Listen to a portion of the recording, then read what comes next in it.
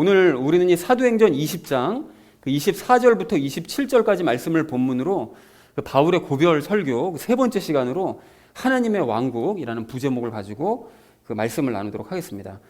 자, 우리가 그 지난주에 그 바울의 고별 설교 중에서 특별히 그 하나님의 뜻에 대해서 그 알아보는 시간을 우리가 함께 가졌습니다. 그래서 그 관련된 세 가지 이야기를 지난주에 우리 함께 나눴었거든요.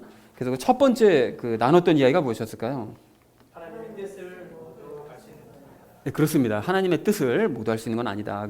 라고 이제 얘기를 나눴는데 그 바울은 그 예루살렘으로 자기가 지금 가고 있으면서도 예루살렘에서 자기가 어떤 일을 당할지는 구체적으로 알 수는 없다. 뭐 크게는 뭐 자기가 포박당하고 고난당할 것 정도는 알고 있지만 세부적으로 내용을 알지 못한다라고 얘기를 했습니다. 그래서 우리가 이 말씀을 통해서 지난주에 깨달았던 것은 성령님께서는 우리가 미리 앞일을 알아서 전혀 도움이 되거나 우리에게 뭐 이익이 될 것 같지 않으면 아예 그 알려주지 않으신다. 그러니까 하나님의 모든 뜻을 다 알고 있다 나는 라고 주장하는 사람이 있거나 혹시 뭐 고난을 나는 모든 하나님께 다 말씀드려서 고난을 다 피해가고 있다. 이렇게 얘기하는 사람의 주장은 그건 거짓말이다. 라고 이제 말씀을 드렸었죠. 그래서 알려주시지 않으실 때는 우리가 그걸 굳이 알려고 하지 말고 예수님만 온전히 의지해서 그 길을 계속 걸어가자라는 것을 지난주 우리 첫 번째로 함께 이야기를 나눴습니다. 자, 그런가 하면 우리 두 번째로 나눴던 이야기가 무엇이었을까요? 하나님의 큰 뜻을 알아야 한다. 그렇습니다. 하나님의 큰 뜻은 알아야 된다고 그랬죠. 그러니까 우리가 성령님께서 숨기시는 일은 알 수 없는 게 당연하지만 그렇다고 해서 성령님께서 모든 일을 다 숨겨두시고 안 가르쳐 주시냐 그건 아니라고 그랬죠. 굉장히 중요한 그 뜻들, 그러니까 모든 것을 다 우리가 모르는 건 아니고 중요한 뜻은 아예 성경에 기록해 놓고 가르쳐 주시는데 지난주 그 말씀드렸던 것이 요한복음 6장 40절 말씀이었습니다. 그래서 예수님을 보고 예수님을 믿는 자는 영생을 얻는다라는 그 하나님의 큰 뜻, 그것을 이제 했죠. 근데 우리가 그 말씀을 보면서 단순히 그걸 믿는 자가 영생을 얻는다라고 이제 이해를 하시면 안 되고요. 전체적인 뜻은 물론 그것이지만 그렇게 할 것이 아니라 사실은 예수님을 보되 세 가지를 봐야 되고 또 믿되 세 가지를 믿어야 되고 그럴 때 하나님께서는 영과 혼과 육 세 가지를 구원해 주신다. 이게 333이네요. 또 공교롭게. 그러니까 그렇게 구원해 주신다라는 사실을 우리가 알아야 된다라고 말씀을 드렸죠. 그러나 그 본성에 속한 사람들은 이런 하나님의 그 뜻을 알더라도 그 뜻을 받아들이지 않는다. 그러니까 우리는 그 바른 뜻을 받아들이고 또 다른 사람을 가르치자라는 것이 두 번째로 나눴던 이야기였습니다. 자, 그런가 하면 마지막 세 번째로 나눴던 이야기가 무엇이었을까요?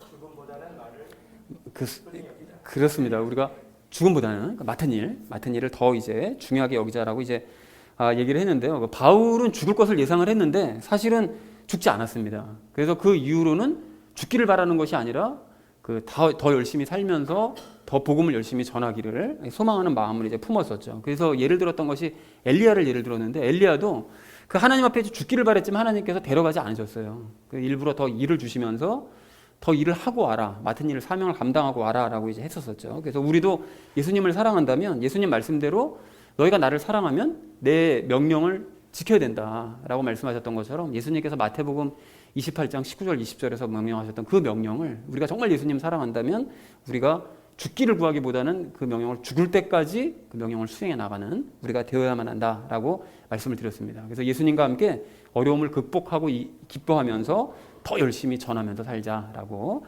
말씀을 드렸었죠. 그래서 사랑하는 우리 나눔 있는 교회 성도님들 모두는 하나님께서 밝히 드러내신 이 뜻을 기억하시기 바랍니다. 여러분 꼭 아시기 바랍니다. 그리고 이제 죽기를 구하기보다는 예수님과 더 열심히 사시면서 죽는 그 순간까지 하나님의 뜻을 알려가는 저와 여러분 되어지시기를 다시 한번 주님의 이름으로 간절히 축원을 드립니다. 지난주 주제가 이제 어떤 것이었었는가 하면 이것이었습니다. 하나님의 뜻이 우리가 무엇인지를 알고 그 하나님의 뜻을 이제 알리는 일에 우리가 전념을 하자라고 이제 지난주에 얘기를 나눴었는데요. 오늘은 이겁니다. 좀 더 구체적으로 하나님의 왕국과 계획을 우리가 좀 열심히 전하자. 그러니까 이것이 이제 오늘 이야기 나누시고 나면 하나님의 뜻이 곧 하나님의 계획이요. 그것이 곧 왕국과 다 연결된 이야기라는 걸 아시게 될 텐데 하나님의 왕국과 계획을 우리가 열심히 전하자라는 것이 이제 이번 주 주제가 되겠습니다. 그래서 왜 그렇게 되는 것인지 우리 한 절씩 말씀을 먼저 나누려고 하는데요. 먼저 25절 말씀 우리 함께 읽도록 하겠습니다. 함께 읽습니다. 보라, 내가 너희 가운데서 하나님의 왕국을 선포하며 다녔으나 이제는 너희가 다시는 내 얼굴을 보지 못할 줄 내가 아노라 라고 말씀하십니다. 자, 그런데 여기서 여러분 하나님의 왕국을 선포하며 다녔다라고 지금 바울이 얘기를 하는데 그 바울은 하나님과의 연합의 교리를 선포하고 다녔다고 우리 배우지 않았었나요? 그죠? 바울이 선포하고 다녔던 복음의 그 교리는 연합의 교리를 선포하고 다녔다라고 배웠는데, 바울은 지금 오늘 얘기하는 거 보니까 하나님의 왕국을 선포하며 다녔대요. 그러면 이거 우리가 그동안 배웠던 거 잘못 배운 거 아닙니까? 라고 이제 생각하실 수 있는데, 사실은 아니죠. 그러니까 결론적으로 이제 무엇을 할 수 있는가 하면, 예수님과의 그 연합의 복음이 곧 하나님의 왕국을 이제 증거한 것이다라는 사실을, 이제 거의 사실은 완전히 똑같다고 할 수는 없지만, 그 하나님의 왕국이 좀 더 큰 개념으로, 그 하나님의 연합의 개념을 좀 더 큰 개념으로 얘기한 것이 하나님의 왕국이기 때문에 거의 비슷한 내용이다라는 사실을 먼저 확인하셨으면 좋겠습니다. 그리고 하나님의 왕국이 도대체 그럼 뭐냐라고 이제 생각하실 수가 있는데, 하나님의 왕국은 하나님께서 통치하시는 나라가 하나님의 왕국입니다. 너무나 당연한 얘기겠죠. 근데 이거에 대한 자세한 내용은 잠시 후에 적용 시간에 좀 더 자세하게 알아보도록 그렇게 하겠습니다. 자, 그리고 바울이 이제 다시는 내 얼굴을 보지 못할 줄을 이제 내가 아노라라고 얘기하는데, 지난주에도 이 말씀을 드렸었잖아요. 이제 바울이 다시는 이제 내가 너희를 못 볼 거고 난 이제 죽는다, 죽으러 간다라고 이제 얘기를 했는데, 죽을 것이라고 예상했는데 죽지 않았어요. 죽지 않고 그 압송을 당해서 그 로마로 이제 끌려갑니다. 그러니까 죽지는 않았죠. 자, 그래서 우리가 여기서 알 수 있는 것이 무엇인가 하면, 바울의 말이 무조건 다 맞는 것은 아니라는 걸 알 수가 있어요. 그러니까 성령님께서 숨기신 일은 알 수 없기 때문에 당연히 뭐 틀릴 수밖에 없습니다. 안 가르쳐 주시면 뭐 자기 예상을 얘기할 수밖에 없는 것이니까요. 그래서 바울이 이것 말고도 과거에 그 비두니아로 가려고 그렇게 애를 썼음에도 불구하고 그 성령께서 자꾸 막으셔가지고 결국은 유럽으로 건너가거든요. 이제 그때도 이제 그 동료들에게 얘기했을 거 아니겠어요? 우리 비두니아로 가야 된다. 근데 그 말이 사실은 맞는 게 아니었죠. 성령님의 생각은 전혀 달랐으니까. 자, 그래서 우리가 설교자의 말을 무조건 신뢰하면 안 된다라는 사실을 확인을 좀 하셔야 됩니다. 그러니까 설교자의 말이 뭐 무조건 다 틀렸다는 건 아니지만, 그렇다고 그 말을 무조건 전적으로 100%다 신뢰하고 무조건 저 사람 말은 100%야 라고 생각하시면 안 된다라는 것이죠. 그러니까 바울과 같은 사람조차도 틀릴 수 있다면, 뭐 일반 설교자들의 말은 틀릴 가능성이 있다는 사실을 늘 염두에 두셔야 됩니다, 여러분. 근데 이제 무작정도 그렇다고 다 틀렸다, 그러니까 들을 필요 없다 설교자 말은, 이런 뜻도 아닙니다, 여러분. 그래서 설교자의 말보다 성경 말씀을 더 중요시하라는 뜻이에요. 그래서 베레아 성도들은 항상 말씀드리잖아요. 베레아 성도들은 사도 바울이 와서 설교를 하는데도 그 말씀이 정말로 맞나 싶어가지고 성경을 확인한 사람들이에요. 그러니까 우리가 이런 자세를 가져야 됩니다. 그러니까 바울이 와서 얘기하는데 저게 뭐 틀릴 리가 없잖아, 그러니까 당연히 다 맞는 얘기 하겠지라고 무조건 받아들일 것이 아니라, 그 말이 정말 그런가 하여 성경을 확인하는 이런 자세를 가지는 게 진짜 그리스도인입니다. 그러니까 이렇게 말씀을 더 중요시하고 성령님의 음성에 귀를 더 기울여야 된다, 이런 뜻입니다. 그러니까 설교자를 100% 믿지 말고 성경을 통한 성령님의 음성을 100% 확신하자라는 것이 우리가 좀 마음에 담아두셔야 될 귀한 교훈이라는 것이죠. 자, 그래서 25절 말씀을 이제 전체적으로 이렇게 우리가 정리해 볼 수 있겠는데요. 나는 너희에게 하나님의 왕국을 선포하며 다녔지만 이제 너희가 다시는 나를 보지 못하게 될 것이다 라고 얘기한 것이 25절의 의미가 되겠습니다. 자, 이어진 26절 말씀 우리 함께 읽도록 하겠습니다. 그러므로 내가 이날 너희를 데려다가 증언하게 하거니와 내가 모든 사람의 피로부터 깨끗하니 라고 얘기하는데요. 여러분, 여기서 좀 마지막 부분 말씀이 좀 의아하죠. 모든 사람의 피로부터 깨끗하다라는 말이 좀 너무 생뚱맞다는 생각이 드는데, 여기서 일단 이 뜻은, 이 모든 사람이라는 것은 세상에 있는 모든 사람을 얘기하는 건 아니고 자기에게 복음을 들은 모든 사람이요. 그 복음을 들은 모든 사람의 그 죽음에 자기는 피로부터 깨끗하다는 것은 책임이 없다라는 거예요. 왜 성경 말씀 보시면 종종 이 피값을 너희에게 뭐 찾겠다, 뭐 이런 표현 종종 나오시잖아요. 그러니까 책임을 묻겠다라는 것이죠. 근데 그 자기가 복음을 전해 들은 사람들, 그 모든 사람들의 그 죽음, 피로부터는 나는 책임이 없다라고 얘기를 한 거예요. 그러면 이게 좀 약간 너무 생뚱맞은데, 바울이 왜 갑작스럽게 죽음과 책임에 대해서 말을 했는가, 이것을 아시려면 여러분 에스겔서 33장 1절서부터 9절 말씀을 아셔야 됩니다. 그런데 이것을 이제 다 하기엔 너무 많다 보니까 제가 일부를 좀 추렸는데요. 여러분 눈으로 한번 읽어보십시오. 이 사람의 아들아, 하나님께서 에스겔에게 하시는 말씀입니다. 백성의 자손들에게 말하고 그들에게 이르라. 내가 칼을 가져다가 어느 땅 위에 임하게 할 때에 그 땅의 백성이 자기 지역에서 한 사람을 취하여 자기들의 파수꾼으로 세운다 하자. 칼이 그 땅 위에 임하는 것을 그가 보고 나팔을 불어 백성에게 경고하되, 그러니까 적들이 침입하였을 때 파수꾼이 나팔을 불어서 경고를 했는데, 어떤 사람이 나팔 소리를 듣고도 경고를 받아들이지 아니하므로, 듣고도 그냥 뭐 신경도 안 썼다는 거예요. 그렇게 돼서 칼이 임하여 그를 제거하면 그의 피가 그의 머리로 돌아가리라. 그러니까 그걸 경고를 듣고도 분명히 파수꾼이 경고했는데 듣고도 무시한 사람은 무시해서 죽어버리면 그거는 그냥 자기 책임이라는 거예요. 그거는 그 머리로 그 피가 돌아가는데 그가 나팔 소리를 듣고도 경고를 받아들이지 아니하여서 이제 보충 설명입니다. 그의 피가 그에게 돌아가려니와 경고를 받아들이는 자는 자기 혼을 건지리라. 그러니까 경고 받아듣고 피한 사람은 자기가 이제 살아날 것이라는 거예요. 자, 그런데 칼이 임하는 것을 파수꾼이 보고도 나팔을 불지 않은 거예요. 분명히 이제 적들이 침입하고 오는데 나팔을 안 불어서 모든 사람들이 이제 다 죽게 되면, 그래서 백성이 경고를 받지 못하였으므로 칼이 임하여 그들 가운데 어떤 사람을 취하면 그는 자기 불법 가운데서 제거되었거니와. 그러니까 그 사람은 어쨌든 죽은 사람은 자기 죄 때문에 적들이 침입하고 와서 이제 죽음을 당하는 건 맞지만 그의 피는, 그에 대한 책임은 내가 파수꾼의 손에서 요구하리라 라고 말씀하시는 거예요. 그러니까 책임 소재를 분명하게 하겠다는 거죠. 그러니까 파수꾼이 경고했음에 해서 피한 사람, 피했는데도 무시하는 사람에 대해서는 뭐 파수꾼이 책임질 일이 없는데, 경고를 안 해서 만약에 누군가 죽었다, 애꿎게 죽었다, 이렇게 되면 그건 파수꾼 책임이라는 거예요. 이제 그 내용이 에스겔서 33장 1절서부터 9절까지 중에서 좀 핵심적인 내용, 2절부터 6절까지 내용입니다. 자, 그래서 이것을 이제 그 바울이 자기에게 적용해서 얘기를 하는 거죠. 그러니까 이렇게 하나님께서는 에스겔을 파수꾼으로 세우시면서 하나님의 그 경고의 말씀을 전하게 하신 거예요. 이제 곧 바빌론이 쳐들어올 건데, 바빌론이 쳐들어올 때 백성들 앞에 너희 회개해라, 돌이켜라, 하나님 앞에 돌이켜라라고 경고의 말씀을 너가 해야지, 했는데도 저것들이 안 들으면 저것들 책임이지만 너가 경고하지 않으면 네 책임이 된다. 그러니까 에스겔이 열심히 선포했거든요. 그것처럼 바울도 마찬가지로 자신을 에스겔의 입장에다 대입을 한 거예요. 대입을 해서 자기는 복음의 파수꾼으로서 하나님의 경고의 말씀을 분명히 전했다는 거예요. 복음을 전하고 받아들이지 않을 경우에는 너희가 어떻게 된다는 사실을 나는 분명히 전했다라는 것을 지금 얘기합니다. 그러니까 내가 복음을 그렇게 전해서 들은 그 모든 사람들의 그 죽음으로부터 나는 깨끗하다는 거예요. 나는 책임이 없다라는 것이죠. 분명히 복음 전했으니까. 그러니까 즉 바울은 회피하지 않고, 다시 다음 절에서 나오는데, 열심히 복음을 자기는 전달을 했기 때문에 자신의 복음을 거부해서 둘째 죽음을 당하는 사람에 대해서는 나는 책임이 없다라고 얘기를 한 것이죠. 그래서 그 둘째 죽음이라는 것은 요한계시록에 나오는 것처럼 영원한 죽음, 그러니까 그 불못에서 던져지는 그 죽음, 그것을 이야기합니다. 그렇게 된다 할지라도 나는 책임이 없다. 난 분명히 복음 전했으니까 라고 바울이 얘기를 하고 있습니다. 그리고 이 사실을 에베소의 모든 장로들도 잘 알고 있었어요. 그러니까 너희가 증언 좀 해줘라.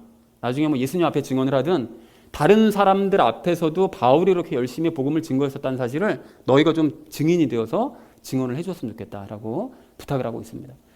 26절 말씀을 이렇게 정리해 볼 수가 있겠는데요. 그러므로 내가 죽기 전에 너희가 증인이 되었으면 좋겠는데 나는 복음을 들은 모든 사람의 죽음에 대해서 책임이 없을 정도로 열심히 복음을 전파했다는 사실을 너희가 좀 증언을 해줬으면 좋겠다. 나는 이제 곧 죽으러 가니까, 죽고 나면 뭐 바울을 아무도 기억 못할 테니까 그때 너희가 내 얘기가 나오면 증언을 좀 해줬으면 좋겠다라고 부탁을 하고 있습니다. 자, 이어진 27절 말씀 우리 함께 읽도록 하겠습니다. 이는 내가 지금까지 회피하지 아니하고 하나님의 모든 계획을 너희에게 밝히 말하였기 때문이라 라고 말씀합니다. 근데 바울이 회피하지 않았다는 것은 너무나 당연히 복음을 전할 기회가 있을 때 피하지 않고 전했다는 거예요. 뭐 억지로 뭐 가서 뭐 전했다라기보다는 분명히 기회가 왔었을 때는 자기가 거부하지 않고 피하지 않고 열심히 전했다는 거죠. 그리고 하나님의 모든 계획이라고 얘기하는데 하나님의 계획이 뭘까요? 하나님의 계획 뭘 것 같으세요? 이 하나님의 계획이 무엇인지는 성경 말씀에 분명하게 말씀하고 계시는데요. 여러분 이게 누가복음 7장 29절 30절 말씀을 보시면 하나님의 계획이 무엇인지 우리가 유출해 볼 수가 있습니다. 뭔 소린가 하면 이렇게 기록되어 있거든요. 그분의 말씀을 들은 온 백성과 세리들은 요한의 침례로 침례를 받았으므로 하나님을 의롭다고 하되. 그러니까 뭔 소린가 하면 그 요한이 와서 세례 받으라고 얘기했었잖아요. 근데 여러분 요한의 세례를 기억하시는 것처럼 원래 세례는 누가 받는 것이라고 그랬죠? 유대인들이 받는 것이 아니고 이방인들이 받는 것이라고 그랬죠. 그러니까 하나님을 전혀 모르는 완전 죄인인 사람들이 유대교로 입적을 하고 싶을 때, 입교를 하고 싶을 때는 반드시 물에다가 담갔다 빼는 침례, 세례 의식을 거행해야만 그 사람을 유대교인으로 받아주었습니다. 그런데 그것을 유대인들에게 받으라고 하는 얘기는 무슨 소리죠? 요한이 와서 유대인들 보고 세례 받으라고 그랬잖아요. 그렇다는 얘기는 결국은 유대인 너희도 이방인들과 하나도 다를 바 없는 죄인이라는 사실을 인정해라. 난 죄인이다 라는 사실을 인정해라. 그래서 이방인들처럼 똑같이 너희가 물에 들어갔다가 나와서 제대로 하나님의 백성이 되어라 라고 얘기한 것이 요한의 세례였습니다. 근데 이거를 이제 주장하는 것을 유대인들은 아는 거예요. 근데 알매도 불구하고 그걸 받으러 간 사람은 나는 이방인과 하나 더 다를 바 없는 죄인이라는 사실을 인정한 사람들인 거죠. 그래서 그런 사람들은 하나님을 의롭다고 했는데, 그런데 바리새인들과 율법사들은 그에게서 침례를 받지 않은 거예요. 왜냐하면 우리가 왜 죄인이야?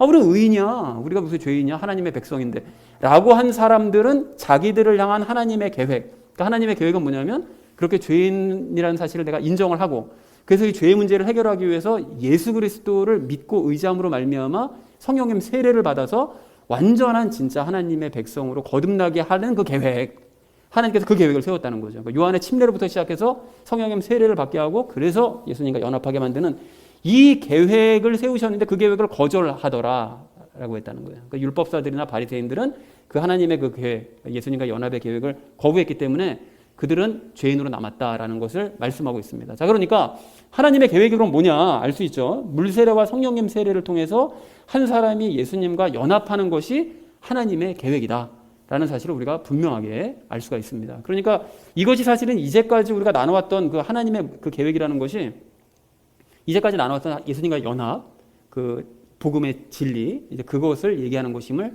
같은 얘기임을 확인할 수가 있습니다. 그리고 모든 계획이라는 것은 예수님과 연합하기 위해서 관련된 모든 계획, 물세례, 성령님 세례, 예수님과 연합, 그 모든 계획, 그 과정을 모든 계획이라고 얘기를 하고 있습니다. 자, 그래서 27절 말씀을 이렇게 정리해 볼 수가 있겠는데요. 나는 지금까지 회피하지 않고 예수님과의 연합의 복음을 너희에게 밝히 말해왔다. 즉 하나님의 계획을 밝히 말해왔다. 그러니까 그 앞절에 있는 말씀, 복음을 거부한 자들의 죽음에 대해서는 나가 책임이 없다고 너희가 좀 증인이 되어주셨으면 좋겠다라고 얘기를 했다라는 것이 그 27절까지의 내용이 되겠습니다. 자, 이렇게 정리를 하셨다면 오늘 본문을 이렇게 정리해 볼 수가 있겠는데요. 나는 하나님의 왕국을 선포하며 다녔지만 이제 너희를 못 볼 것 같다. 나 이제 죽으러 가야 되니까요. 그러므로 내가 모든 사람의 죽음에 대해 책임이 없다는 사실을 너희가 좀 증언해 주었으면 좋겠다. 내가 없어지더라도 증언해 줬으면 좋겠다. 왜냐하면 나는 이제까지 피하지 않고 복음을 열심히 전했고 하나님의 모든 계획을 너희에게 다 밝히 알렸기 때문에, 그러니까 나는 아무런 책임이 없다는 것을 너희가 증언을 해줘라 라고 얘기를 했다라는 것이 오늘 본문 전체의 내용이 되겠습니다. 자, 그래서 오늘 본문의 결론을 이렇게 맺어볼 수가 있겠는데요. 우리도 바울이 그랬던 것처럼 하나님의 왕국과 계획을 열심히 전하자라는 것이 이제 오늘 우리가 그 마음에 담아야 될 결론이 되겠습니다. 자, 그리고 이어서 이제 삶에 우리가 적용을 하셔야 되는데, 그 첫 번째 그 적용할 내용은 이제 앞에 역시 화면을 보면서 우리가 좀 이야기를 좀 나누려고 하는데요. 그 우리가 첫 번째로 적용하고 싶은 얘기가 이겁니다. 하나님의 왕국과 계획을 전하자라는 것입니다. 그리고 그 중에서 특별히 하나님의 왕국이 뭐냐에 대해서 잠깐 우리 얘기를 좀 나눴으면 좋겠는데요. 오늘 25절 말씀을 보시면 보라 내가 너희 가운데서 하나님의 왕국을 선포하며 다녔다라고 얘기를 하시죠. 근데 여기 하나님의 왕국이라고 되어 있는데 하나님의 왕국이 뭐냐? 아까 전에도 말씀드렸듯이 하나님께서 왕으로서 통치하시는 나라가 하나님의 왕국입니다. 자, 왕국인데 당연히 온 우주와 세상이 다 하나님의 왕국이 되겠죠. 하나님께서 전 우주를 다 다스리고 계시니까, 통치하고 계시니까 우주와 그 모든 세상이 다 하나님의 그 통치가 미치지 않는 영역이 없습니다. 그러니까 하나님의 왕국이 모든 세상이 다 하나님의 왕국인데, 근데 에베소서 2장 2절 말씀을 보시면 사탄이 공중 권세를 잡았다고 또 말씀하시잖아요. 그러니까 이 많은 분들이 헷갈려 하신다는 거죠. 먼저 번에 우리 로마서 나올 때도 이 말씀을 드렸는데 복습 차원에서 다시 한번 말씀드립니다. 그 사탄이 공중의 권세를 잡았다. 그러니까 하늘의 권세를 잡고 있다. 그러니까 온 세상은 다 지금 사탄의 것이다. 이렇게 지금 생각하고 있는 사람들이 굉장히 많거든요. 그러면 하나님께서 온 세상을 다스리시는 하나님의 통치권이 미치지 않는 영역이 없다면서요. 그죠? 그러면 온 세상은 하나님의 왕국인 겁니까? 아니면 사탄의 왕국인 겁니까? 하나님의 왕국이 맞죠? 근데도 사람들이 자꾸 이제 사탄의 왕국이다. 사탄에게 속했다. 온 세상은 다 사탄이 지배하고 있다. 이런 식으로만 또 생각한단 말이에요. 그러니까 이럴 때는 하나님의 왕국이라고 얘기하고 저럴 때는 사탄의 왕국이라고 얘기하고 이렇게 막 헷갈리면 왔다 갔다 하는 사람들이 굉장히 많습니다. 그래서 그림으로 먼저 번에 설명을 드렸었잖아요. 이렇게 이게 하얀색은 믿는 사람, 검은 사람은 이제 믿지 않는 사람이라고 이제 표시를 해놨는데, 이 모든 사람들 위에, 또 전 세상 위에, 모든 우주 위에 통치하고 계신 분은 하나님이 맞습니다. 맞고, 그리고 믿지 않는 사람, 불신자들 위에 공중권세 잡은 자가 있는 거죠. 그러니까 공중권세를 잡았다는 것은 온 전체 모든 세상의 하늘을 다 권세를 잡고 있다는 뜻이 아니라 그 믿지 않는 사람들의 그 위에, 그들 위에 그 권세를 잡고 있다는 그런 의미입니다. 그래서 에베소서 2장 2절 말씀을 자세하게 보시면 이렇게 돼 있어요. 공중의 권세 잡은 통치자, 곧 지금 불순종의 자녀들 가운데서 활동하는, 그러니까 불신자들 가운데서 활동하는, 그러니까 사탄은 불신자들 가운데서 활동하는 그 존재인 것이지 믿는 사람에게 함부로 접근할 수도 없죠. 요한일서 말씀처럼. 그러니까 이 믿지 않는 사람들 위에서 공중의 그들 위에서 권세를 잡은 자가 이제 사탄이므로 그 사탄과 불신자들을 포함해서 그 위에서 통치하시는 분은 하나님이신 것이 이제 맞는 거죠. 하나님께서 전체 왕권을 다 쥐고 계신다라는 사실을 알 수가 있습니다. 다만 얘네들은 하나님의 통치를 지금 일부러 거부하고 있는 그 부분적인 그 사탄의 왕국이 존재할 수 있다라는 사실을 우리가 그림으로 좀 확인하셨으면 좋겠습니다. 헷갈리지 마시고요. 자, 그런데 처음에는 모든 사람들이 다 사탄의 왕국 아래 있었습니다. 왜 그렇습니까? 모든 사람들이 다 영이 죄와 하늘에 있었기 때문에 사탄이 그 죄를 붙잡고서는 권세를 행사하고 있었기 때문에 죄와 분리된 사람이 없었죠. 과거에는 예수님 오시기 전에는. 그래서 모든 사람들이 다 사탄의 왕국 아래에 있었던 것이 맞는데 하나님께서는 예수님을 이 땅에 보내셔서 죄 문제를 해결하신다. 예수님이 처음으로 이제 죄랑 상관없이 살아가셨던 자유한 첫 번째 사람이셨고요. 그 다음에 이후로 하나님의 왕국을 확장하기 시작하셨습니다. 예수 그리스도를 믿음으로 말미암아 예수님과 연합해서 죄 문제가 해결된 사람들, 그 사람들을 통해서 하나님의 왕국을 점점 확장해 나가기 시작하신 거죠. 그렇다면 사탄의 왕국 아래 있던 사람이 하나님의 왕국으로 들어오려면 어떻게 해야 되는 걸까요? 그러니까 처음에는 전부 다 사탄의 왕국 아래 있었는데 하나님의 왕국을 확장시켜 나가실 때 그 사람들을 빼내서 이제 하나님의 왕국으로 이제 집어넣으셔야 될 거 아니겠어요? 그러면 어떻게 해야 사탄의 왕국 아래 있던 자가 하나님의 왕국으로 들어갈 수 있느냐? 이것도 성경에서 아주 분명하게 말씀하고 계시는데요. 이렇게 말씀하십니다. 사람이 물에서 나오고 성령에서 나지 아니하면 하나님의 왕국에 들어갈 수 없느니라. 거꾸로 얘기하면 하나님의 왕국에 들어가려면 너희가 물에서 나고 성령에게서 거듭나야 된다라고 말씀하신다는 거예요. 자, 그러면 물에서 나고 성령에게서 난다는 것은 무슨 뜻이냐? 물과 성령님 세례를 받으라는 얘기인 거죠. 근데 물과 성령님 세례를 받으면 무슨 일이 일어난다고 그랬죠? 물 세례를 받는 것은 내가 죄인이라는 사실을 인정하고 내가 죄인입니다. 내 안에 죄가 있습니다. 라는 사실을 인정하는 것이고 성령님 세례를 받는 것은 그렇게 인정한 사람이 그러면 예수 그리스도를 믿어야 되는 거잖아요. 근데 지난주에 하나님의 뜻처럼 예수 그리스도를 보고 세 가지 하나님과 함께 살아가시고 또 십자가에서 못 박혀 나를 위해서 돌아가시고 부활하셔서 새로운 육신이 있고 부활하신 바로 그분을 보고 믿는 사람들 그 세 가지를 믿는 사람들은 성령님 세례를 받는 거죠. 성령님 세례를 받으면 내가 죄와 하나 되어 있던 내 영이 분리가 되고 내 영이 예수님과 연합해서 완전히 새로운 창조물이 되는 거죠. 이제 그 일련의 과정들이 일어납니다. 그래서 죄와 분리되고 성령님과 연합해서 새롭게 태어나야 하나님의 왕국에 들어갈 수가 있다라는 사실을 요한복음 3장 5절에서 말씀을 하고 계시는 거예요. 이게 이렇게 안에 이제 깊은 그 밑에 이제 뜻이 여러 가지가 있다라는 사실을 우리는 이제 알죠. 알고 지금 다 이해들이 되시죠? 이제 이렇게 말씀드려도 그냥 뭐 자세하게 말씀 안 드려도 다 이해가 되고 계시는 거죠. 그러니까 이 모든 것들이 이 말씀 안에 지금 하나로 다 포함이 되어져 있는 것입니다. 이렇게 된 사람들은 사탄의 왕국에 있다가 이제 하나님의 왕국으로 자리가 이제 옮겨지게 된다라는 것입니다.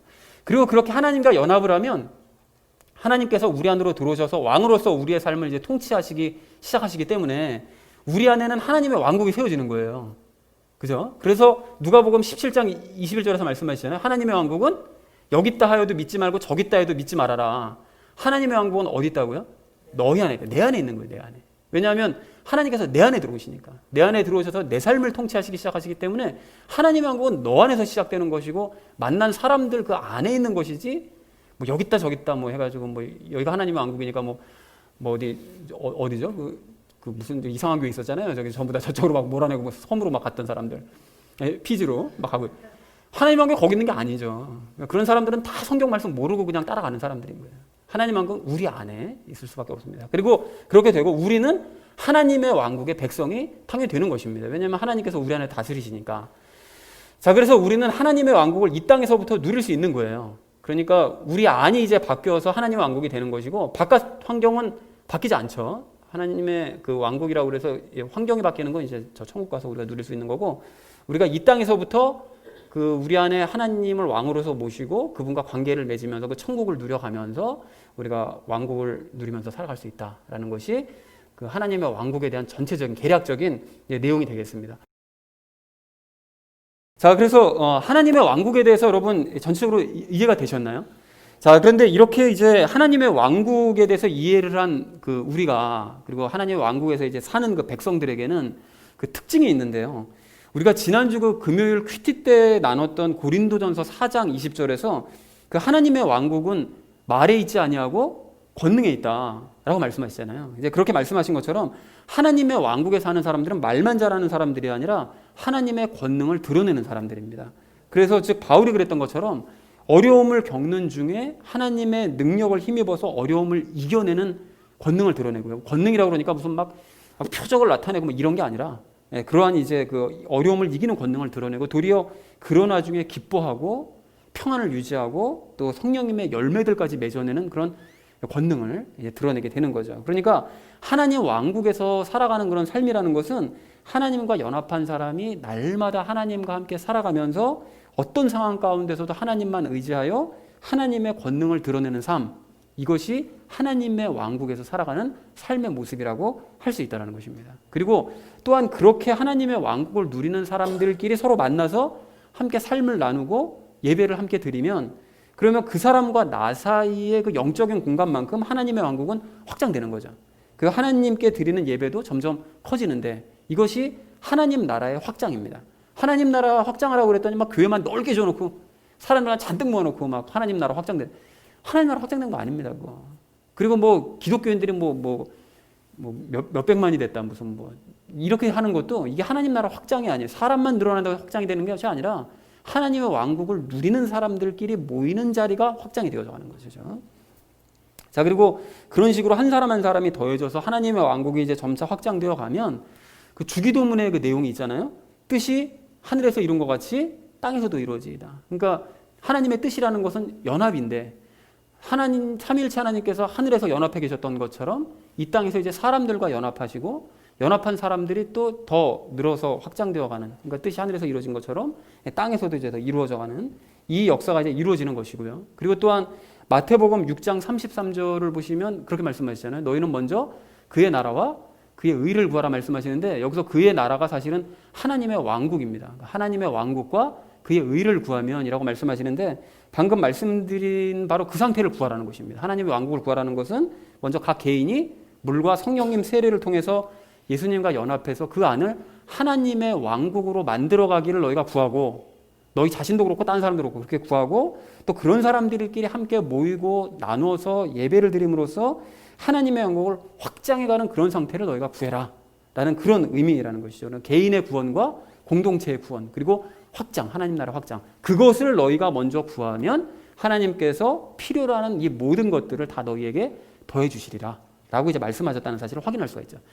자, 그리고 이렇게 바울이 선포했던 그 하나님의 왕국에 대해서 뭐 이것저것 우리가 이제 알아봤는데, 그럼 27절에서 바울이 선포했던 하나님의 계획은 또 뭐냐? 하나님의 계획은 아까 전에도 설명드렸던 것처럼 뭐였죠? 믿는 자를 예수님과 연합하게 하는 것이 태초부터 세우셨던 하나님의 계획이라고 말씀을 드렸었잖아요. 그리고 참고로 이렇게 예수님과 연합하는 것, 이것이 이 계획이 다른 말로 우리가 예전에 뭐라고 그랬었는가 하면 로마서 나눌 때 의라고 그랬습니다. 의. 하나님의 의. 하나님께서 옳다 하시는 게 바로 하나님과 사람이 연합하는 것이다. 그것이 또 하나님의 계획이다. 라고 이제 말씀을 드릴 수 있기 때문에 방금 말씀드렸던 마태복음 6장 33절 말씀. 하나님의 왕국과 그의 의를 구하라는 것은 곧 그의 계획을 구하라. 즉 예수님과의 연합을 구하라. 라는 그런 의미라는 것입니다. 그러니까 하나님의 왕국을 품은 사람들이 늘어나기를 구하고 하나님의 의, 하나님과 연합하는 사람들이 연합하기를 그렇게 구하면 즉 하나님의 나라와 왕국과 그의 의, 그의 계획을 너희가 먼저 구하면 하나님께서는 개인과 그런 공동체에게 필요한 모든 것들을 더해주겠다라고 약속을 해주시더라는 것이죠. 여러분 이게 연결이 되시나요? 그러니까 마태복음 말씀과 오늘 말씀과 이것이 사실은 다 연결되는 말씀입니다. 하나님의 왕국과 그의 계획이라는 것이. 그래서 사랑하는 우리 나눔 믿는 교회 성도님들 모두는 이 바울이 하나님의 왕국과 하나님의 계획을 열심히 선포했던 것처럼 이 일에 여러분도 열심을 내시길 바랍니다. 그리고 하나님의 왕국과 계획을, 의를 먼저 여러분 구하심으로써 하나님의 왕국을 확장해 가시고 필요한 것들을 매 순간 공급받으시는 저와 여러분 되어지시기를 주님의 이름으로 간절히 축원을 드립니다. 자, 하나님의 왕국과 계획을 열심히 전해야 될 우리가 오늘 두 번째로 나눌 이야기는 여러분 알고 전하자라는 것입니다. 여러분 방금 말씀드린 것처럼 우리는 하나님의 왕국과 계획을 이제 전해야 되는데요. 전해야 되는데 당연히 하나님의 왕국과 계획이 무엇인지 정확하게 알고 전해야 됩니다. 자, 그래서 오늘 우리가 나눴던 이 내용들, 이것들만 그 설교를 다시 한번 보면서 반복 외워서 전해야지 이렇게 하실 것이 아니라 어떻게 되는 거죠? 각자가 성경 말씀을 통해서 하나님의 왕국과 계획이 무엇인지를 더 풍성하게 알아내시고 그리고 그것을 이제 전하셔야 되는데 한 가지 오해하지 마셔야 될 것이 있습니다. 무엇인가 하면 여기서 아셔야 된다고 할 때가 안다라는 것은 이해했다라는 뜻이 아닙니다. 이해만 한 것은 아는 것이 아닙니다. 여러분 이게 그 학원 다니는 애들이 보면 그렇잖아요. 학원 다니는 그 강사들이 쭉 얘기하면 그 들으면 다 이해가 돼요. 근데 막상 그것을 내가 풀어보려고 그러면 안 풀리잖아요. 그럼 이게 아는 게 아닌 거거든요. 이게 이해만 한 거지 아는 건 아닙니다. 그게. 자, 그래서 얼마 전에도 말씀드렸던 것처럼 말로 설명할 수 있어야 이게 아는 거예요. 내가 다른 사람에게 설명할 수 있다. 그래야 이게 아는 겁니다. 그러니까 다시 말해서 설명할 수 없다면 나는 지금 알고 있는 것이 아니라는 거예요. 그리고 또 한 가지 중요한 사실이에요. 이거를 내가 알아서 설명할 수 있다고 하더라도 단순하게 머리로만 아는 상태로만 이걸 전하면 이것이 아무리 열심히 전해도 능력이 나타나지를 않습니다. 그럼 뭐 어쩌란 얘기냐? 지금 뭐 알아서도 안 된다고 그러면 뭐 어쩌란 얘기야? 라고 생각하실 수 있는데 여러분 그런 의미에서 오늘 우리가 좀 다시 한번 확인해야 될 중요한 사실이 있는데요. 말씀을 여러분 정말로 아시려면 그걸 알려면 말씀대로 살아보셔야 됩니다.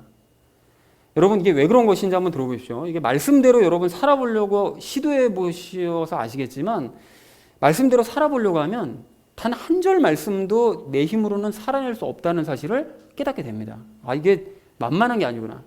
제일 쉬워 보이는 말씀도 이거 살아내는 게 정말 이건 쉬운 얘기가 아니구나라는 사실을 알게 됩니다. 그래서 낙심하게 돼요. 그런데 그렇다고 그래가지고 이런 얘기를 들으시면서 그럼 말씀대로 살려고 그러지 말고 그냥 지 편한 대로 살면 되지. 이렇게 생각하시면 안 됩니다. 그리스도인들은 그렇지 않죠. 그러니까 자기 편한 대로 사는 사람들이 아니라 하나님 마음대로 사는 사람들이고 하나님 말씀대로 살고 싶은 사람들이 그리스도인들이기 때문에 그런 생각 품으시면 안 됩니다. 자, 그래서 어쨌든 그렇게 말씀대로 살아보려고 내가 시도하는 것과 말씀대로 실제로 살아낼 수 없는 이 절망감 사이에서 갈등을 겪으면서 힘겨운 시간들을 보내보셔야 된다는 거예요. 누구나 다. 그리고 그런 시간들을 보낼 때 우리 하나님께서는 말씀대로 잘 살 수 있도록 옆에서 도와주시면 참 좋은데 사실은 도와주시는 물론 결국 도우시는 건데 좀 희한한 방법으로 도우십니다. 그러니까 편하게 두지 않으시고 고린도전서 3장 말씀처럼 수시로 불로 우리의 삶을 태워버리세요. 불로 막 태워버리세요. 막 힘든 일을 막 겪게 만들어버리세요. 그래가지고 우리가 머리로만 알고 있는 모든 말씀들을 다 태워버리십니다. 그래서 말씀을 들어도 자꾸 까먹나요 우리가? 다 태워버리십니다. 그리고 내 힘으로 말씀을 지켜보려고 하는 시도들도 불로 다 태워버리세요. 그리고 다른 여러 가지 필요 없는 지식들 다 태워버리십니다. 다. 이게 아무 의미가 없구나라는 걸 다 깨닫게 하시기 위해서. 그리고 내 노력과 인간적인 방법들도 다 불에 태우셔서 아무것도 남지 않게 하시는 거예요. 수시로 불에 태워버리세요. 수시로. 그렇게 하셔서 어떻게 해야 내가 도대체 말씀대로 살 수 있는 건지 이 말씀의 뜻이 도대체 무슨 뜻인지 이거를 깨닫게 하시도록 계속 몰아가세요. 그래서 결국은 답을 찾게 만드십니다. 지난주에 제가 개척할 때 막 뭐 이런 일이 있었다라고 상황을 이제 말씀을 드렸었는데요. 그래서 예수님의 연합을 깨달았다고 이제 말씀을 드렸었잖아요. 근데 예수님의 그런 연합을 깨달은 이후에 제가 은혜가 막 넘치는 삶을 살았느냐? 아쉽게도 그렇지 않았습니다. 곧바로 그런 삶을 살았던 것이 아니었어요. 예수님께서 제 안에 계신다는 사실을 제가 확인한 후에 도리어 저는 한동안 굉장히 혼란스러웠습니다. 예수님께서 내 안에 계시는데 왜 여전히 이게 분노가 조절이 안 되지? 이게 이해가 안 되는 거예요. 이게 왜 이게 여전히 화가 나냐? 화가 전혀 안 날 줄 알았는데. 그리고 죄된 생각과 말과 행동은 왜 여전히 튀어나오냐 이게. 그리고 환경과 상관없는 내가 평안을 누리지를 못하고 왜 환경에 따라서 평안과 불안을 수시로 내가 오고 가지? 이런 게 의문인 거예요. 그리고 무엇보다 왜 말씀대로 사라지질 않지? 아니 예수님께서 내 안에 계신다는 사실이 너무나 분명해졌고 그걸 믿고 정말 체험까지 하고 이렇게 됐으면 이제 말씀대로 척척 살아내지고 해야 될 것 같은데 아니 이걸 왜 여전히 똑같은 거냐? 이 생각 때문에 너무나 혼란스러웠습니다. 그리고 또 막 한편으로 너무 화가 나는 거예요. 이게 왜 제대로 되지 않는 것인지. 그러다가 예수님이 내 안에서 왕이 되시는 것으로 이게 모든 일이 끝나는 것이 아니라 그 왕이신 그분을 수시로 내가 인식을 해야 된다는 사실을 그런 과정을 지내면서 깨닫게 된 거예요. 그래서 히브리서 말씀에 믿음의 주요 완성케 하시는 예수 그리스도를 바라보자라고 말씀하시잖아요. 이제 그 말씀이 이제 이해가 되는 거죠. 그리고 죄가 다스려지지 않는 것은 영과 분리된 죄가 사라져버린 것이 아니라 여전히 내 육신 안에 남아서 활동하고 있기 때문이라는 사실 또한 로마서 말씀을 통해서 좀 확인하게 됐습니다. 이게 이러니까 이게 내가 여전히 죄된 행위를 했던 것이었구나. 이게 이해가 되는 거예요. 그리고 그 남은 죄를 왕이신 예수님과 함께 싸워서 이겨가는 것이, 그렇게 죄로 물들었던 내 옛습관들을 하나씩 하나씩 내가 버려가는 것이 예수님께서 마태복음에서 말씀하신 네 십자가를 지고 나를 따라와라라고 말씀하신 바로 그 내용이라는 사실을 제가 깨닫게 되었고요. 그리고 내 마음에 들지 않는 불경건한 모습들이 나타날 때 내가 하는 이런 행동들은, 내가 하는 것처럼 보이는 이 행동들은 사실은 내가 하는 것이 아니라 내 육신 안에 남아있는 죄가 하는 행동이라는 사실 또한 로마서 말씀을 통해서 깨닫게 되었습니다. 그러니까 마음이 굉장히 가벼워지더라고요. 그래서 결국 말씀대로 내가 살아내려면, 그리고 과거 신앙의 선배들이 어떤 상황 가운데서도 그 누렸던 기쁨과 평안을 나도 한번 누려보려면 결국은 왕이신 예수님을 늘 기억하고 늘 그분께 말씀드리고 나 스스로는 아무것도 할 수 없다는 사실을 진심으로 고백을 하고 예수님께서 나를 대신해서 행해 주실 것이라는 사실을 믿어야만 된다는 사실을 하나씩 하나씩 깨달아가기 시작한 거예요. 그래서 예수님의 믿음이라는 것이 바로 그 뜻이로구나. 예수님께서 그 믿음 가지고 사셨구나. 이 로마서 3장 말씀도 그때 이해가 되는 것이죠. 그랬더니 약할 때 강함 되신다는 그 고린도서 말씀이 진심으로 공감이 되어지고 또 하나님의 권능이 약하지만 드러나게 되면서 말씀대로 조금씩 사라지기 시작하더라는 것입니다. 그리고 어려움 중에도 오직 왕이신 예수님만 의지하면서 그 어려움을 고백하면 그분께서 모든 일들을 다 해결해 주신다라는 그런 신뢰감도 점점 생기게 되더라는 것이죠. 그러니까 믿음이 점점 커지게 되어서 이것이 믿음의 열매가 맞구나라는 사실도 확인하게 되더라는 것입니다. 그리고 지금도 그런 식으로 미약하게나마 조금씩 전진하면서 하루하루를 살아가고 있는 거예요. 당연히 완성된 거 아니고요. 여러분 제 모습을 보셔서 아시겠지만 한참 멀었잖아요. 당연합니다. 말씀대로 이게 살아내는 게 이게 쉬운 일이겠습니까? 그렇지만 멈추지 않는 게 중요합니다. 그분을 의지하고 늘 그분을 바라보면서 멈추지 아니하고 믿음으로 나아가는 그 발걸음이 중요한 거죠. 그래서 어쨌든 이런 식으로 말씀대로 살아보려고 몸부림치는 나와 동시에 말씀대로 사라지지 않는 현실의 내 모습을 서로 갈등을 하면서 저는 말씀들의 의미를 하나씩 깨달아가고 그래서 그것을 설명할 수 있게 되었고 그리고 전할 수 있게 되더라는 것입니다. 그러니까 우리 모두가 이런 체험을 하셔야 될 줄로 믿습니다. 그냥 이 앞에 있는 화면 그냥 쭉 보시고 외우셔가지고 전하면 아무 의미가 없습니다. 그냥 이게 체험이 되어져서 내 것이 되어야만 설명되어질 수 있고 전할 수 있게 된다는 것이죠. 그래서 사랑하는 우리 나눔 있는 교회 성도님들 모두는 하나님의 왕국과 계획을 전하시되 알고 전하시기 바랍니다. 그러나 그것을 머리로만 알려고 하지 마시고 말씀대로 살아내려고 하심으로써 갈등의 과정 중에 말씀들을 깨달아 아시기를 바랍니다. 그리고 그 깨달은 말씀들을 전하셔서 하나님의 왕국과 계획을 함께 널리 전파해가는 저와 여러분 되어지시기를 주님의 이름으로 간절히 축원을 드립니다. 자, 하나님의 왕국과 계획을 열심히 전해야 될 우리가 오늘 마지막 세 번째로 나눌 이야기는 회피하지 말고 전하자라는 것입니다. 여러분 오늘 27절 말씀을 다시 보십시오. 여러분 27절 말씀을 보시면 바울은 하나님의 왕국과 계획을 전할 때 회피하지 않고 전했다라고 얘기를 합니다. 그러니까 우리도 그래야 됩니다. 누군가에게 복음을 전할 기회에는 귀찮으니까 아니면 얘기해봐요 저 사람 듣지도 않을 거니까 이렇게 우리가 회피할 것이 아니라 회피하지 말고 전해야 되는 거죠. 여러분 지난주 그 금요일 그 큐티 본문 말씀을 이제 보니까 거기 보니까 무슨 말씀이 나왔죠? 유명한 구절 나오잖아요. 그리스도 안에 1만 스승이 있으되 아버지는 많지 않다. 이제 이 말씀을 하시잖아요. 그러니까 상대가 죽든지 말든지 영혼이 죽든지 말든지 신경도 안 쓰고 그냥 내 머리로만 아는 복음 입으로만 그냥 가볍게 그냥 전달하는 그냥 그런 스승들은 온 세상에 차고 넘친다는 거예요. 물론 그 1만 명 안에도 들지 않는 사람들이 훨씬 더 많지만 그렇게 입으로만 전하지 않는 사람들도 훨씬 많지만 어쨌든 그렇게 그냥 입으로만 그냥 대충 전하고 듣든지 말든지 그냥 나는 그냥 말로만 하고 끝낼 거야. 이런 스승들은 많다는 거예요. 그래서 우리는 그런 사람들 되지 말고 상대를 살리겠다는 마음으로 영으로 이 깨달은 복음을 마음으로 전하는 이 부모 같은 그런 그 아버지 또 어머니와 같은 그런 이제 전도자가 이제 되어야 될 텐데요. 잘 아시겠지만 부모는 자식에게 잔소리도 해야 되고 때로는 싫은 소리를 해야 될 때도 있습니다. 근데 이제 문제가 무엇인가 하면 내가 낳은 육신의 자식도 그렇게 잔소리하고 듣기 싫은 소리 하면 당연히 싫어해요. 간섭한다고 반응합니다. 근데 완전히 성숙한 어른에게 그런 식으로 부모의 마음으로 복음을 전하면 정말 관심을 가지고 그 사람을 살려야 되겠다라는 생각에 때로는 막 잔소리도 하고 싫은 소리도 가끔 나가고 그렇게 되면 그러면 당연히 가만히 있지 않아요. 아주 기분 나빠합니다. 나를 뭘로 보고 말이야. 이런 식으로 나온다는 것이죠. 그래서 차라리 그냥 일만 스승의 모습으로 복음을 전하는 것이 훨씬 나아요. 인간적으로 봤을 때는 그냥 굉장히 젠틀해 보이고요. 그리고 욕도 먹지 않을 수 있고요. 그냥 마음도 편하게 전할 수 있습니다. 그냥 전해놓고 아니면 말면 되니까.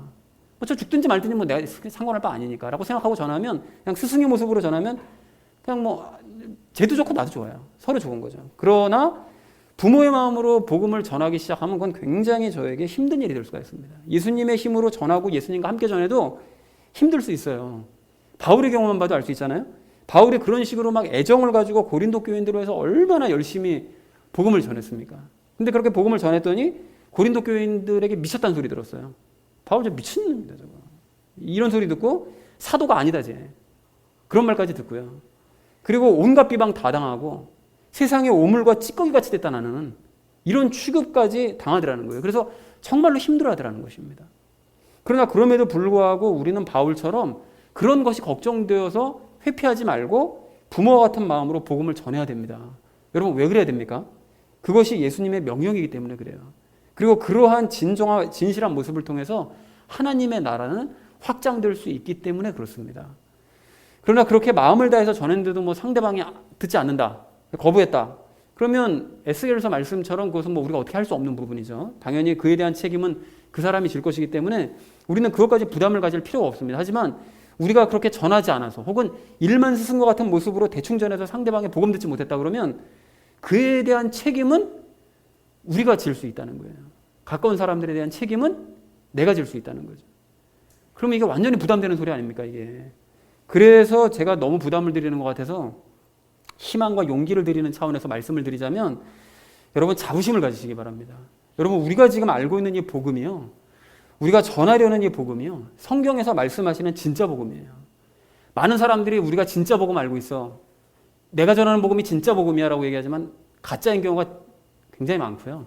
우리가 전하는 이 복음이 진짜 복음입니다. 즉 예수님과의 연합의 복음은 하나님의 왕국과 하나님의 계획을 전하는 복음이요, 하나님의 뜻, 지난주에 말씀드린 하나님의 뜻을 전하는 그 복음이요, 예수님의 명령대로 마태복음에서 그 28장 마지막에서 말씀하신 그 명령하신 그 명령을 전하는 복음이요, 또 바울이 로마서 1장 16절에서 선포한 하나님의 권능이 나타나는 복음이라는 거예요. 맞습니까 여러분?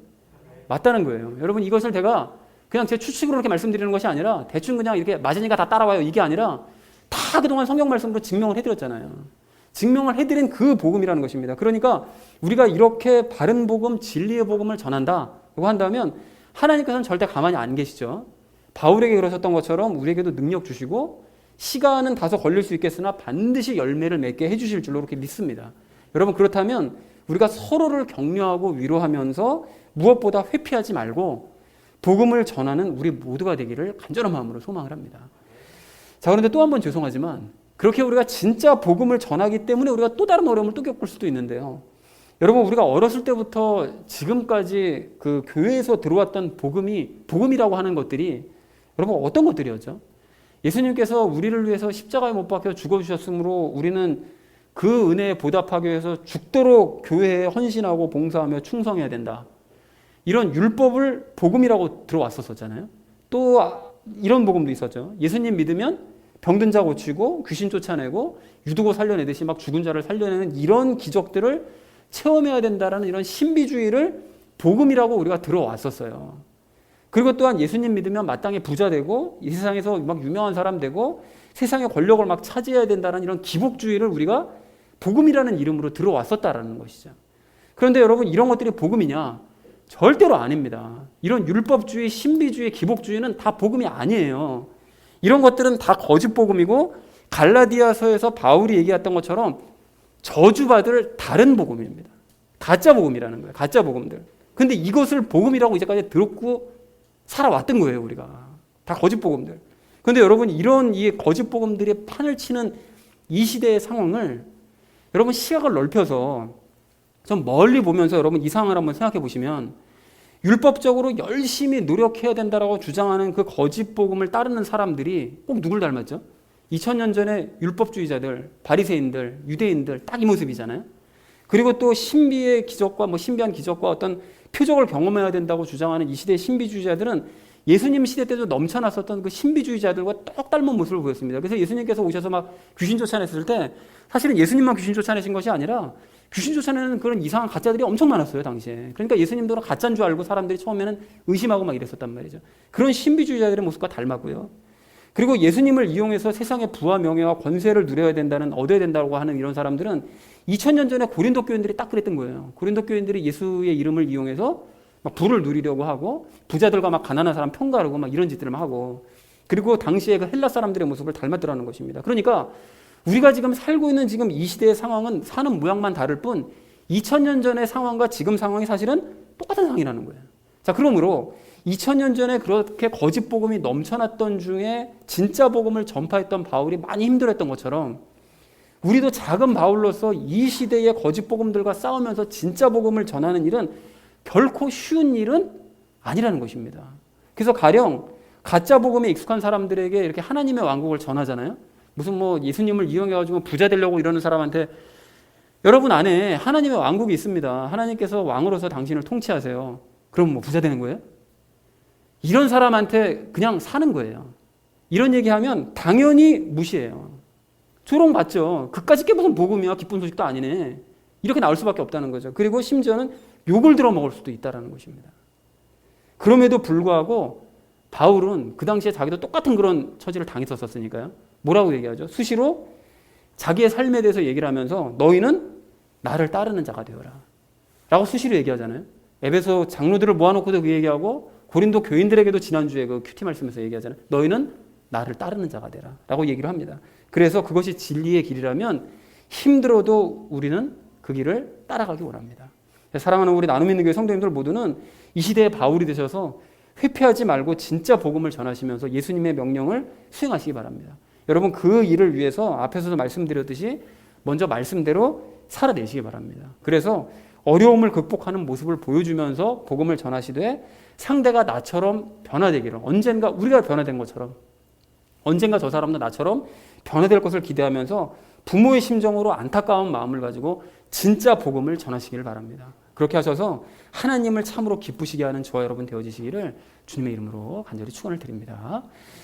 자, 이제 말씀을 정리합니다. 오늘 말씀이 좀 부담이 되실 수도 있고 다른 한편으로 뭔가 좀 복잡하게 들으셨을 수도 있는데, 여러분 그 하나님의 왕국에 사시면서 하나님의 왕국을 전하겠다는 그 소망과 열정을 품으시면 하나님께서 모든 일들을 시작하시고 이루어가실 줄로 그렇게 믿습니다. 자, 그래서 오늘 우리가 이 바울처럼 하나님의 왕국과 계획을 전하기 위해서 세 가지 이야기를 나눴거든요. 하나님의 왕국과 계획을 전하자. 그럼 하나님의 왕국은 뭐, 계획은 또 뭐냐? 이 얘기를 우리 나눴었고요. 그리고 그것이 하나님의 왕국과 의를 구하는, 하나님의 나라와 의를 구하는 것과 도대체 무슨 상관이 있느냐? 이것을 우리가 나눠봤었고요. 그리고 두 번째는 알고 전하자고 그랬었죠. 그러니까 알고 전하자는 것은 당연히 우리가 말로 설명할 수 있어야 되는 것이라고 그랬는데, 그러나 머리로만 아는 것도 이게 문제이기 때문에 우리는 말씀대로 살아내면서 말씀을 한 절씩 한 절씩 깨달아야 된다. 그리고 그 깨달은 것을 우리가 전해야 된다라고 말씀을 드렸었고요. 그리고 마지막 세 번째는 회피하지 말고 전하자고 그랬습니다. 부모의 심정으로 전하면 차라리 편하게 편한 마음으로 전하면 나도 좋고 저 사람도 좋지만 부모의 심정으로 전하면 그때부터 이게 트러블이 일어나기 시작한다. 그렇지만 그럼에도 불구하고 우리는 전해야 된다. 그리고 거짓 복음이 판치는 이 세상에서 참된 복음을 전하면 당연히 어려움을 겪을 수 있지만 그럼에도 불구하고 우리는 바울의 뒤를 따르자라고 말씀을 드렸습니다. 그래서 사랑하는 우리 나눔 있는 교회 성도님들 모두는 바르게 알고 바르게 전하셔서 하나님의 왕국을 함께 확장해 나가는 일에 열심을 내는 저 여러분 되어주시기를 주님의 이름으로 간절히 축원을 드립니다. 우리 함께 기도하겠습니다.